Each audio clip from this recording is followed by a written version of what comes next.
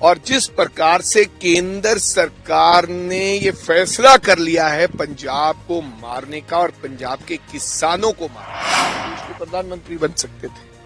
कैसे आप पूछिए।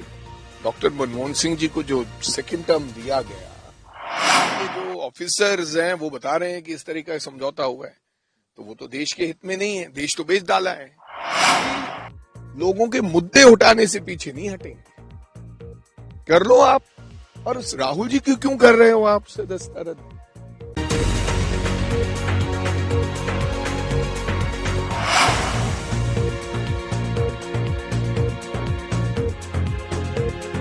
पार्लियामेंट बनने के लिए तो संसद में नहीं जाते हैं, क्योंकि ऐसी ताकतें उन्होंने बहुत देख ली।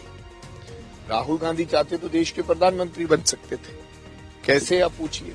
डॉक्टर मनमोहन सिंह जी को जो सेकंड टर्म दिया गया, केंद्रीय मंत्री बन सकते। तो डॉक्टर साहब ने खुद कह रहे थे मैडम को कि आप राहुल जी को आगे कीजिए, मेरी सेहत भी इजाजत नहीं देती है। तो मेरे को लगता है सोनिया गांधी जी और राहुल जी ने फैसला लिया कि नहीं, डॉक्टर साहब ही इस देश का नेतृत्व करेंगे। केंद्र मंत्री बन सकते थे, गृह मंत्री बन सकते थे, डिफेंस मिनिस्टर बन सकते थे, उसमें तो कोई आपत्ति है ही नहीं थी। तो राहुल गांधी देश के लोगों की लड़ाई लड़ने के लिए उस संसद में जाते हैं। अगर संसद की सदस्यता रद्द कर दोगे, पहले भी आपने तो रद्द कर दी थी, फिर सुप्रीम कोर्ट ने बहाल की, आपने तो तुरंत फैसला ले लिया था, घर भी छुड़वा लिया था राहुल गांधी जी का, सिक्योरिटी भी आपने एसपीजी उनकी वापस ली है, जिनको सबसे बड़ा थ्रेट है। तो राहुल गांधी लोगों के मुद्दे उठाने से पीछे नहीं हटेंगे। कर लो आप। और राहुल जी क्यों कर रहे हो आप सदस्यता रद्द? कांग्रेस के 100 एमपी, अब कोई डेमोक्रेसी नाम की तो चीज नहीं रह गई है। संसद में आप बोलने का समय नहीं देते हो, राहुल गांधी जी को हर मुद्दे के ऊपर घेर रहे हो, हमें बोलने नहीं दिया जा रहा। हमारे 100 मेंबर ऑफ पार्लियामेंट, आप 100 की रद्द कर दो, एक तरफा ही करो ना काम, हम सब तैयार हैं। तो मेरे कहने का मतलब, राहुल गांधी जी लोगों की आवाज उठाते रहे हैं, देश के लिए लड़ते रहे हैं, वो तब तक लड़ते रहेंगे जब तक उनके शरीर में साहस है। कैप्टन अमरिंदर सिंह तो कहती है कि कांग्रेस के पास कोई मुद्दा नहीं है, इस वजह से प्रोटेस्ट करके बाहर हो जाते हैं, और यही उन्होंने कहा। तो भाई अब ये मुद्दा नहीं तो आप रोकते क्यों है बोलने से? When there is no मुद्दा, तो फिर आप हमें रोकते क्यों हैं? आपने बार बार रोका टोका। आप राहुल गांधी जिस किताब के बारे में बोलना चाहते तो बोलने दीजिए। राहुल गांधी जी को कहें कि आप फ्री बोलिए, जो बोलना बोलिए। माननीय एलओपी साहब, आप जो बोलना बोलिए, देश को फैसला लेने दीजिए। अगर राहुल जी की कोई बात झूठी है या गलत है तो देश के लोग निर्णय करेंगे। आप उस कुर्सी पर बैठकर और मोदी जी के इशारों पर तो निर्णय नहीं कर सकते ना। अगर हम गलत कहेंगे तो देश की जनता हमें गलत कहेगी। किसानों को नहीं मिलने दे रहे। अब राहुल गांधी कहते हैं कि आओ भाई टैरिफ की बात करें, तब नहीं बात करने। हम कह रहे हैं कि भाई जो डील हुई है ट्रेड डील की, उसकी बात करें, एब्सटेन फाइल्स की बात करें। वो कह रहे नहीं, ये तो हटा दो आप एब्सटेन फाइल शब्द। जब देश के अंदर हर व्यक्ति के मोबाइल में इश्यू है और हमारे देश के लोगों का नाम आया, तो फिर उसके ऊपर चर्चा तो होनी चाहिए।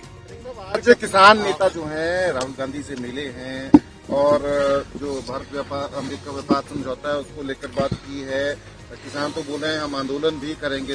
देखो, किसानों को तो मिलने नहीं दिया जा रहा था एलओपी को। 10-12 लोग मिलना चाहते हैं तो उनको जाने नहीं दिया जा रहा, संसद पास नहीं बनाए जा रहे, राहुल गांधी बाहर आके मिल रहे हैं। देखो, किसान को धीरे धीरे अब जो समझौता हुआ है अभी तो वो बाहर नहीं आ रहा है। हाँ ठीक है, अमेरिका के जो ऑफिसर्स हैं वो बता रहे हैं कि इस तरह का समझौता हुआ है, तो वो तो देश के हित में नहीं है, देश तो बेच डाला है, किसान मर जाएगा।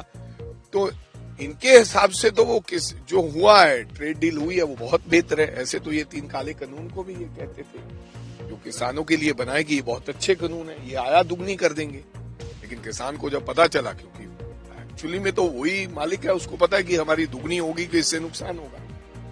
तो कैप्टन कैप्टन अमरिंदर सिंह की वापसी आ रही है।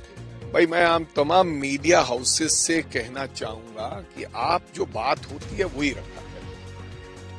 बघेल जी ने कहा है कि कैप्टन अमरिंदर सिंह 2 बार के मुख्यमंत्री हैं, भाई वो बड़े नेता रहे हैं, तो अगर वो इच्छा जाहिर करेंगे पार्टी में तो पार्टी इसके ऊपर विचार करेगी। इससे ज्यादा अगर बघेल जी ने बोला तो बताइए, बघेल जी ने नहीं बोला कि आ रहे हैं, बघेल जी ने बोला कि हम उनको इनविटेशन भेज रहे हैं, ऐसा तो बोला ही नहीं। आप लोगों ने घुमा दिया सारे का सारा, मैंने वो उनका सुना है।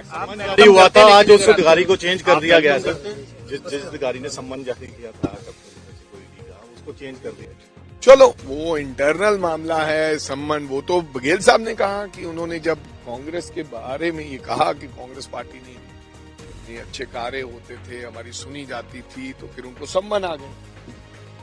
तो आप हमने तो कहा नहीं कि आइए या वेलकम, बघेल साहब ने कहा कि अगर वो इच्छा जाहिर करेंगे तो पार्टी इसके ऊपर विचार करेगी।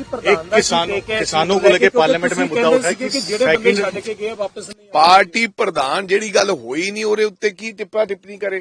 ਜਦੋਂ ਕੈਪਟਨ ਅਮਰਿੰਦਰ ਸਿੰਘ ਮੈਨੂੰ ਇਹ ਗੱਲ ਕਹਿਣਗੇ ਜਾਂ ਹਾਈ ਕਮਾਂਡ ਨੂੰ ਗੱਲ ਕਹਿਣਗੇ ਕਿ ਅਸੀਂ ਪਾਰਟੀ ਦੇ ਵਿੱਚ ਆਉਣਾ ਹੈ ਤਾਂ ਉਦੋਂ ਇਹਦੇ ਤੇ ਚਰਚਾ ਬਣਦੀ ਹੈ। ਫਿਰ ਉਦੋਂ ਮੈਂ ਆਪਣੀ ਟਿੱਪਣਾ ਟਿੱਪੀ ਨਹੀਂ ਦੱਸੂਗਾ। ਹਜੇ ਤਾਂ ਉਹ ਇਲਾਜ ਕਰਾ ਰਿਹਾ, ਪਰਮਾਤਮਾ ਉਹਨਾਂ ਦਾ ਗੋਡੇ ਠੀਕ ਠਾਕ ਉਹਨਾਂ ਦਾ ਇਲਾਜ ਹੋਵੇ ਤੇ ਉਹ ਤੰਦਰੁਸਤ ਹੋਣ। पार्लियामेंट में ये उठा है कि जो कर्जा है किसानों का वो 2nd नंबर पे है, जो सेकंड पे है, लेकिन जिस प्रकार के पंजाब के किसान के हालात हैं और जिस प्रकार से केंद्र सरकार ने ये फैसला कर लिया है पंजाब को मारने का और पंजाब के किसानों को मारने का, चाहे वो आफत आई हो, बाढ़ आई हो, चाहे वो 3 काले कानून को लेकर हो, चाहे किसान निधि योजना से कई लाखों लोगों के नाम काट दिए गए हों, चाहे पंजाब के किसानों पर अभी भी एजिटेशन के समय के मुकदमे दर्ज हों, ये तमाम चीजें और पंजाब की सरकार ने बड़े बड़े जो वादे किए थे वो खोखली निकली। आज पंजाब की किसान भी उनको मार रहे हैं, पंजाब की सरकार भी उनको मार रही है। चाहे स्टबल बर्निंग को लेकर, जो पराली जलाने को लेकर FIRs हो, तो इन तमाम चीजों ने दोनों सरकारों ने पंजाब को टारगेट कर दिया है।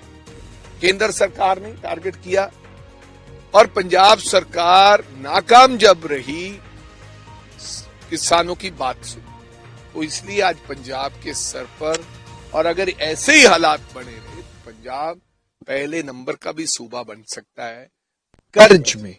मेरे पंजाब के किसान के हालात बहुत नाजुक हैं। केंद्र सरकार को स्वयं बड़ा पैकेज देना चाहिए। अगर 16 लाख करोड़ रुपया आप व्यापारियों का माफ कर सकते हो तो किसान का कर्ज क्यों नहीं माफ कर सकते?